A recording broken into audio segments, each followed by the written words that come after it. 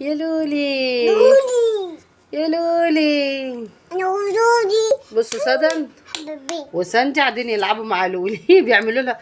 كنت هطلعها تبني، خلي بالكم محدش راضي يرد عليا ولا حد راضي يقول لي مين اللي ياخدها ومين اللي ما ياخدهاش. بس النهارده في ناس جايين ياخدوها الساعه 9 بالليل ان شاء الله.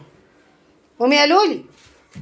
هي جميله وحلوه طيبه والله يا جماعه، بس عيبها في حاجه بقى، انا جايباها بقى لها بتاع شهرين عندي. عيبها في حاجه بقى ايه؟ قومي يا ساندي لعبيها كده من بعيد. عيبها في ايه بقى؟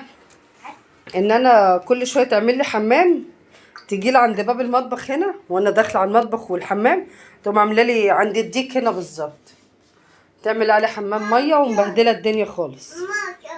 هو يا سوسو وريني سادم بتلعبها بالشمسيه بتاعتها. يا لولي يا لولي. بيودعوها بقى ساندي وسدن، احنا كلنا زعلانين عشانها والله، احنا مش عايزينها تمشي. بس انا عشان ما عنديش بلكونه في العماره هنا، ان شاء الله قريب بلكونه في الشقه عندي.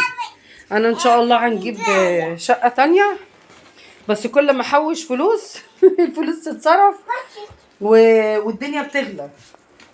وان شاء الله باذنك يا رب قريب كده ان شاء الله، يعني اقل من سنه ان شاء الله كنا انا سايبه الشقه دي واروح بس في عماره انضف ان شاء الله واحسن من هنا، لان انا جيت بصوا يا ساده بتقول لكم بصوا تيتي. طب ابعدي شويه طبعا عشان يشوفوها، انزحي شويه. بصوا دي كيتي بقى الهبله، والله شكلها هطلعها تبني لانها لقيتها عامله لي حمام برضو، حاطه لها الليتر بوكس. بتقول لكم عامله حمام يا حبايب قلبي. لولي بصوا تعالي كده. احنا بقى دلوقتي بنودع لولي عشان لولي ماشيه، خليها تمشي بقى. عايزه افرش الشقه. بصوا السجاده دي نضيفه بتاعت فرحي دي، بصي بس بقى لها 15 سنه عندي.